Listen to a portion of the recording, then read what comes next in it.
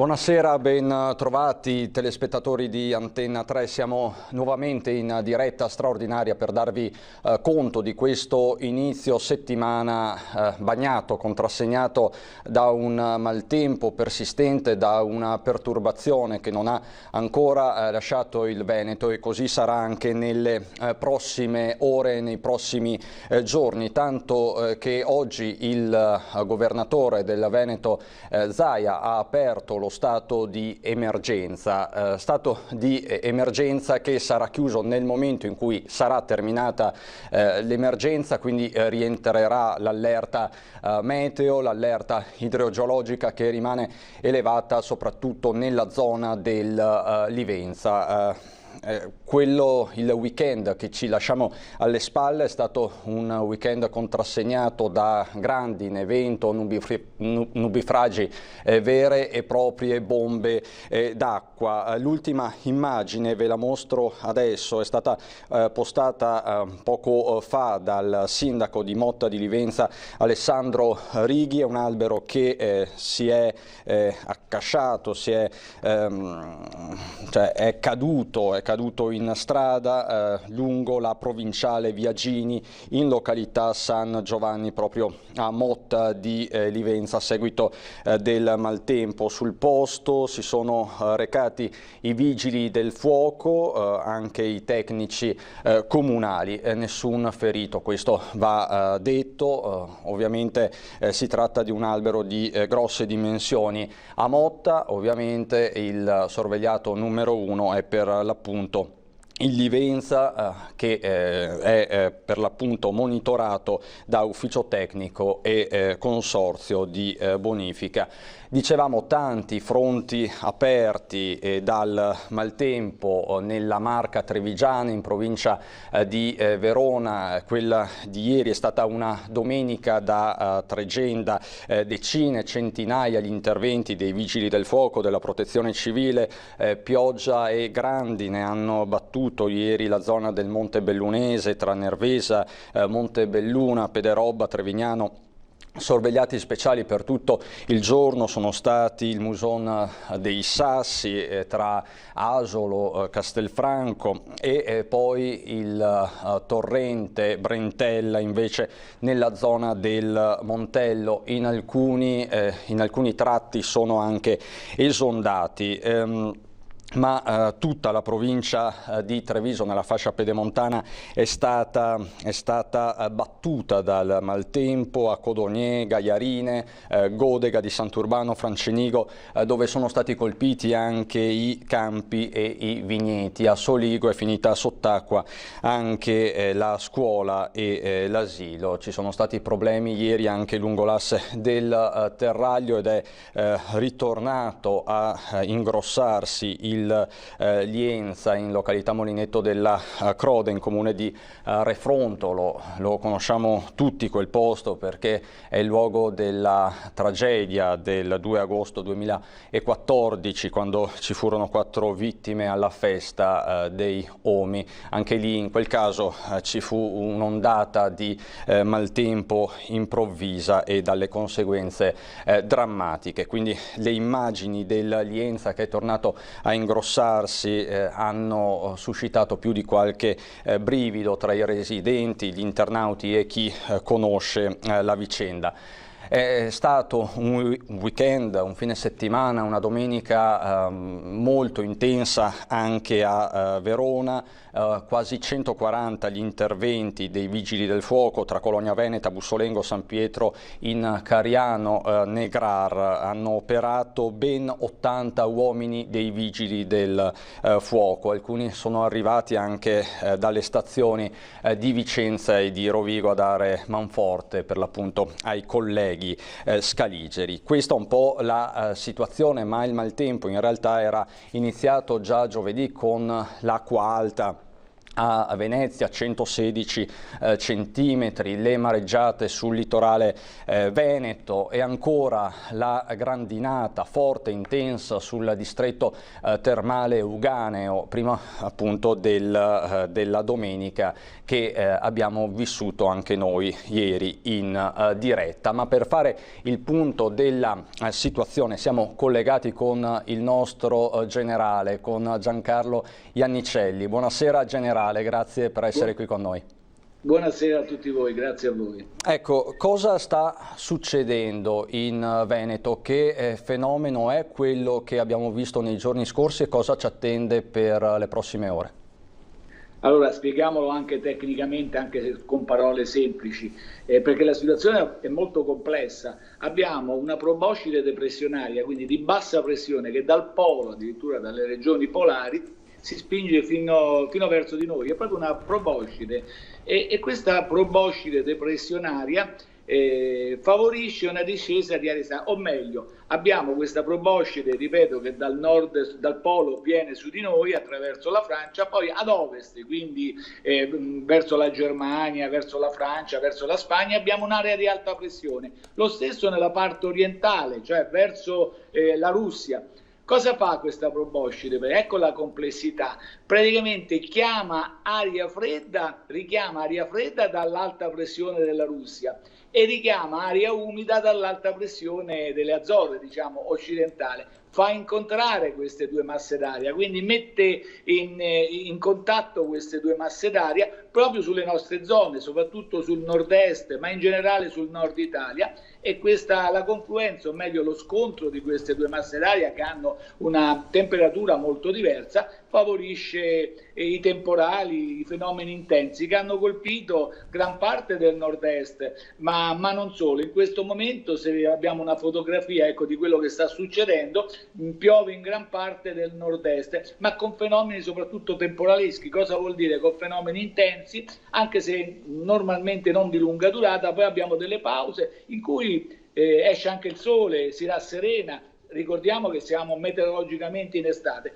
e poi si ripresenta questa situazione. Diciamo, questa proboscide depressionaria sarà attiva ancora nei prossimi giorni, quindi abbiamo le stesse condizioni sicuramente per domani, quindi martedì, per mercoledì ancora, e poi inizia un graduale miglioramento. Insomma, da giovedì dovremmo avere un ristabilimento. Naturalmente con questa situazione le temperature non sono estive, infatti soprattutto nei valori massimi 20, 21, 22 gradi, mentre le minime 16, 17 gradi, quindi siamo nella media. Attenzione ai temporali, ripeto, che interesseranno tutte le nostre zone, forse più intensamente sulle zone pedemontane, ma non solo, con una quantità di pioggia abbondante in poco tempo, diremo in pochi minuti, e questo potrebbe creare delle previsioni. Quindi la situazione è ancora critica per le prossime almeno 48 ore. Si tratta quindi di un fenomeno particolarmente intenso. Generale, approfitto della sua esperienza e della sua scienza per chiederle: ci dobbiamo abituare a fenomeni di questo tipo così intensi, bruschi e improvvisi? Beh, abbiamo detto più volte ormai il clima sta cambiando. Abbiamo l'effetto serra, quindi una maggior temperatura, un maggior calore che si accumula un po' su tutte le nostre zone, e il calore vuol dire energia. Vuol dire una forza che è sospesa. Quando questa forza viene accesa dà fenomeni intensi, quindi ci dovremo abituare sì a questi fenomeni sempre più intensi che colpiscono abbastanza improvvisamente e poi passano, quindi una quantità. Quindi ormai scientificamente possiamo accettarlo anche, le bombe d'acqua, per dar bene l'idea, in pochissimo tempo, in un'ora, 2 ore, 3 ore, cade la pioggia che normalmente magari cadrebbe in periodi normali, quando c'era la normalità, magari in un mese, e questo crea dei grossi problemi. Sì, ci dobbiamo abituare a questo nuovo tipo di clima, un clima molto più instabile, con sbalzi forti anche di temperatura, perché non solo le piogge, quindi estati sempre più caldi, e con questa temperatura che varia velocemente. Comunque un altro fenomeno, oltre alle piogge intense in poco tempo, da non mettere, come dire, da non tenere da poco conto sono le temperature, le massime, il caldo durante l'estate che sarà sempre più forte, ma soprattutto poi se associato come sulle nostre zone in pianura a un tasso di umidità alto, renderanno la situazione, stanno rendendo già la situazione piuttosto fastidiosa, ecco, dal punto di vista anche della salute per i soggetti, soprattutto per tutti, ma soprattutto per i soggetti più deboli. Questo significa che ci aspetta un'estate torrida, finita questa parentesi di maltempo? Diciamo che le previsioni, ecco, le carte mettono in evidenza che già da giovedì, venerdì le temperature massime si riporteranno già a 25-26 gradi. Cosa succede in estate? Ecco, l'instabilità del tempo non vuol dire, questa irregolarità del tempo, non vuol dire che ogni estate sarà più calda. Irregolarità, instabilità potrebbe anche dire che magari un'estate la temperatura si mantiene sempre al di sotto della norma, quindi sinceramente scientificamente non si può dire come sarà l'estate. Il trend però di questi ultimi anni, come ho già detto, ci ha dato degli estati sempre. Io dico solo una cosa, ecco, qui in pianura fino a 20-25 anni, 20 anni fa i 30 gradi era qualcosa di eccezionale, ecco, per dare dei dati. 30 gradi succedevano, molte volte in estate non succedevano mai, non si verificavano mai, altre volte 5-6 volte. Ebbene, negli ultimi anni i 30, che non sono i 31, i 32, ma anche i 35, i 36, anche i 40 gradi, ricordo 40 gradi in capannina rilevati, quindi all'ombra, si verificano più volte, soprattutto, ripeto, i 35-36 gradi, che sono temperature abbastanza straordinarie per le nostre latitudini, anche se in pianura. Le risulta generale che quella che ci siamo lasciati alle spalle, la primavera del lockdown, sia stata una delle più siccitose degli ultimi decenni? Siccitosa è mite, infatti non è il momento di fare, però fino a che eravamo, diciamo, isolati, il tempo era splendido dal punto di vista delle temperature, del sole. Appena siamo stati liberati, così dire, in parte, ecco che è arrivato il brutto tempo. Sì, è vero, questa primavera è stata molto molto avara di pioggia e soprattutto sempre un inverno così mite probabilmente non si ricorda da molti anni, non si ricordava da molti anni. Siamo andati pochissimo sotto zero, ma veramente 4 o 5 volte, il che è veramente straordinario, ripeto, sempre alle nostre latitudini.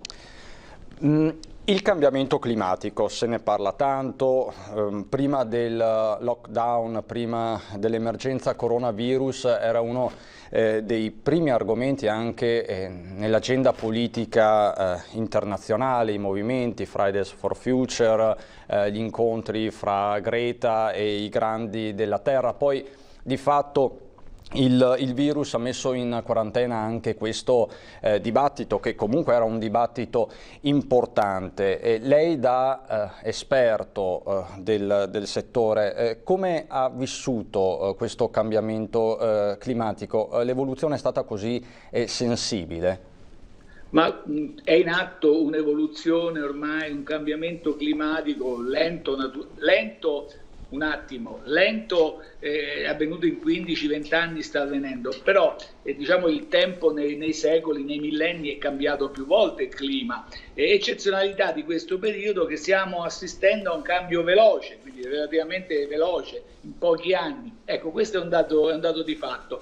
Ora, al di là dei movimenti che servono a creare sensibilità verso l'ambiente, verso quello che è il clima, vanno benissimo, però purtroppo bisogna essere onesti e dire che per cambiare, per invertire la tendenza dovremmo, come dire, cambiare le nostre abitudini, e anche i giovani devono cambiare, sono quelli che giustamente protestano, beati loro che sono giovani, però devono cambiare molto le abitudini. Questo non sarà facile, ci vorranno anni per invertire, se si prende una certa strada. Quello che si deve fare assolutamente, visto queste emergenze che si vivono, creare le condizioni per affrontare queste emergenze in modo che creino meno danni possibili, quindi stare attenti alla protezione civile, avvertire, tener molto conto delle previsioni del tempo, ma quelle scientifiche, quelle vere, che quelle vere che in qualche modo mettono in allerta già qualche ora prima, se non qualche giorno prima. Quindi io vedrei ancora, ripeto, più una organizzazione di difesa e poi il cambiamento graduale delle nostre abitudini, certe abitudini che dovrebbero portare, diciamo, a una diminuzione dell'effetto serra. Ma ripeto, non è così semplice, anche perché il clima, il tempo non conosce confini, quindi no, i cambiamenti devono interessare globalmente, voglio dire, né un paese, né una nazione, né tantomeno una città, quindi devono essere prese di posizione, inversione di comportamenti globali. Ecco, ma il clima si può modificare? Si può incidere positivamente sul clima o è un qualcosa di incontrovertibile? Magari, come dicevamo prima, il clima è cambiato nei millenni, le glaciazioni, lo scioglimento dei ghiacciai, attraverso a questi cambiamenti sono legati anche, come dire, le civiltà, la morte di certe civiltà, le grosse migrazioni, quindi normalmente è il tempo, è la natura che ha influenzato l'uomo, no? Dicevamo, ha fatto addirittura morire civiltà millenarie. E invece in quest'ultimo secolo, almeno nel passato secolo, quindi con l'inizio dell'era industriale, si dice scientificamente che per la prima volta l'uomo è riuscito a influenzare il tempo. Io dico che c'è stata la rivoluzione industriale, però attraverso questa c'è stato un miglioramento delle condizioni di vita, no? Possiamo senz'altro affermare, al di là dei fanatismi, che oggi la qualità della vita è migliore, l'aspettativa di vita qualche anno fa era 40 anni, 30 anni, 40, 50, ora le nostre aspettative di vita, soprattutto poi nel nostro paese, sono le più alte del mondo. Quindi c'è stato un miglioramento, quindi voglio dire, però attraverso questo nostro comportamento, questa industrializzazione, l'uso delle risorse di origine fossile, stiamo modificando il clima. Quindi, ripeto, con una certa anche attenzione, ma con una certa anche tranquillità, tra virgolette, dovremmo prendere posizione e gradualmente, con accordi globali, internazionali, riuscire a usare diciamo risorse alternative, quindi più che inquinano meno, e quindi pian pianino, ma la cosa è molto lenta, si inventiamo se pensiamo che in pochi anni si riuscirà a cambiare questa situazione. Poi, ripeto, l'uomo è elemento pensante, estremamente intelligente, quindi sicuramente riuscirà a trovare, si adatterà a nuove, e già sta lavorando per questo. Ecco, io dal punto di vista scientifico eviterei sempre i fanatismi, perché i fanatismi non portano a niente, ci portano da un estremo all'altro senza risolvere poi le situazioni. E quindi mi sento in dovere di chiederle che giudizio ha lei proprio da esperto del movimento Fridays for Future? Ma guardi, ho detto prima, cosa vuole che le dico? Lei cosa pensa se un medico le dice, guardi, mi sembra che non stia bene, vedo da certe cose che sarebbe meglio fare degli esami, e lei dice, vabbè, non fa niente, non fa. Poi incontra una ragazza che non è un medico, non è niente, dice, guarda che sta male, e tu corri a visitarti. Questo cioè, è anni che gli scienziati stanno dicendo attenzione. Poi è venuto fuori questo movimento e c'è stata una sensibilizzazione. Questo è positivo, voglio dire. Quindi è positivo, che ben venga, se serve a sensibilizzare. Certo, bisogna sempre stare attenti poi alle manipolizzazioni, alle strumentalizzazioni, però che i giovani mostrino tanta sensibilità va bene, ma non basta scendere in piazza e non andare a scuola. Ripeto, i telefonini, le auto, i motorini, bisogna rivedere un po' tutto, se no non cambia nulla. Cambia solo una bella manifestazione o 10 belle manifestazioni, però poi in realtà non si risolve minimamente il problema che c'è, non è nemmeno semplice ed anche grave per certi versi. Generale, la ringrazio per questo suo intervento, grazie per davvero. Buon Grazie lavoro, a voi, buon grazie a lavoro voi e buon lavoro. a È una cosa Giancarlo. importante, ripeto, importante, me lo lasci io, lo dico sempre, perché una delle cose che rendono, come dire, creano meno danni è proprio la televisione di servizio come quella vostra, cioè che avverte, sensibilizza la gente, i cittadini. Ecco, in questo bisogna lavorare, creare anche una sensibilità in questo, essere attenti alla situazione, non arrivare dopo, oppure arrivare dopo che il problema c'è stato dopo 3 giorni come succede spesso in Italia. Quindi grazie anche a voi che fate veramente una televisione di servizio anche in questo senso. Grazie a lei, perché è un tassello fondamentale di questa nostra comunicazione di servizio, direi imprescindibile. Quindi grazie a Giancarlo Iannicelli, generale e volto che tutti voi conoscete di Antenna 3. Grazie per davvero, generale. Ecco, quindi abbiamo fatto il punto anche sul fronte scientifico di quello che sta accadendo e di quello che succederà nelle prossime ore. Quindi lo stato di emergenza, lo ripeto, rimane aperto, è stato dichiarato dal governatore Zaia, lo ha ribadito oggi in conferenza stampa, sarà chiuso nel momento in cui potrà dirsi conclusa l'emergenza, con tutte le richieste poi dei danni che stanno confluendo dai vari comuni del Veneto colpiti per l'appunto dal maltempo. Però quella di oggi è stata una giornata contrassegnata da tanti altri eventi sul piano regionale, nazionale e europeo. Vorrei vederli con voi velocemente. Guardiamo l'ANSA, il dibattito attorno all'app Immuni, per esempio. È stato risolto il problema con il colosso Huawei, adesso l'app potrà essere scaricata anche sui cellulari con questo marchio.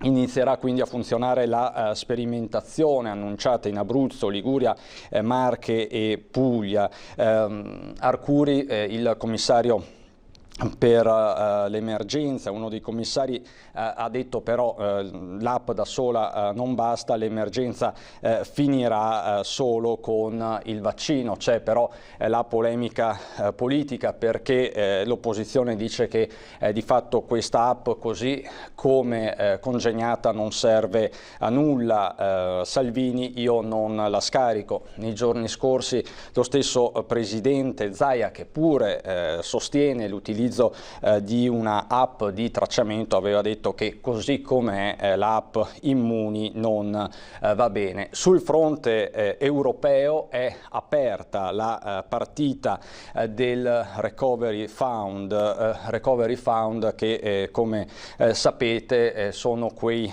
750 miliardi di euro promessi, per il momento annunciati dall'asse franco-tedesco, in parte prestiti, in parte contributi a fondo perduto.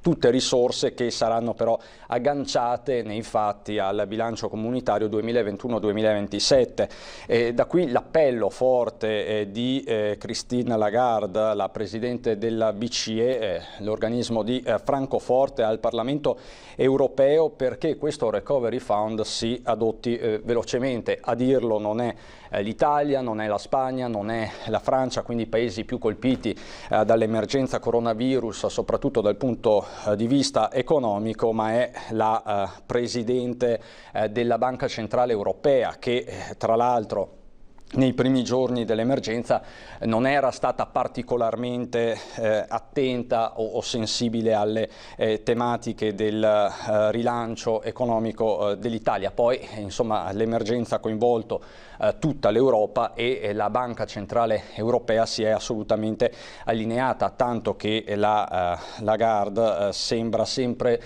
più vicina alle posizioni dell'ex presidente, l'italiano Mario Draghi.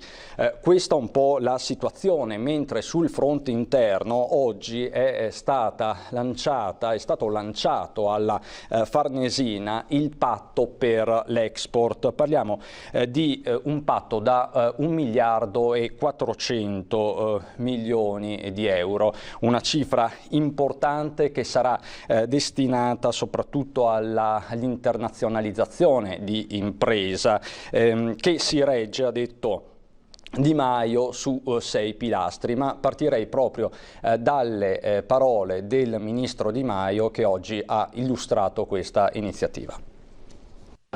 Oggi il motore del Made in Italy può ricominciare a correre e siamo qui oggi a firmare insieme un vero e proprio patto, il patto per l'export, che ci lega a precise responsabilità ed impegno reciproco.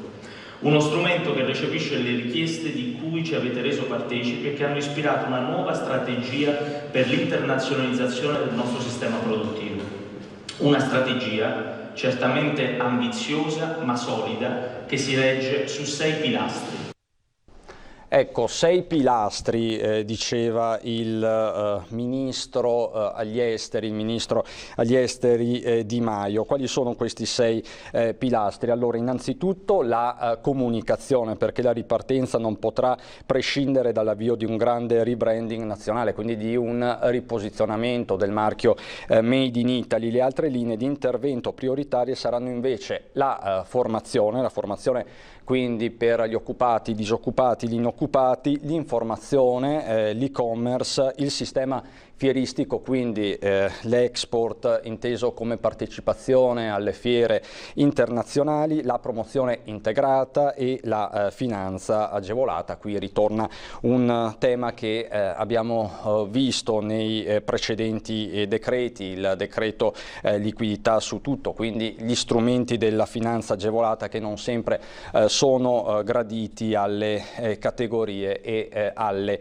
imprese. Questa quindi è un po' la situazione sul fronte interno, internazionale, dove divampa comunque la polemica politica anche interna agli alleati di governo. Oggi Zingaretti, presidente della Regione Lazio, ma soprattutto segretario del PD, ha detto nel corso di una direzione del Partito Democratico: nessun contrasto a Conte, ma serve una svolta. Ora servono risposte urgenti alle crisi industriali come Mittal, Alitalia, e decreti come semplificazioni, sicurezza e provvedimenti urgentissimi nel campo della giustizia. Questa è quindi la situazione. Io andrei al momento in pubblicità, chiedo alla regia se è possibile, poi ritorniamo con altri ospiti, con il sindaco di Crocetta del Montello, Marianella Tormena, Crocetta del Montello che è stato uno dei comuni più colpiti dal maltempo. Ci vediamo dopo la pubblicità.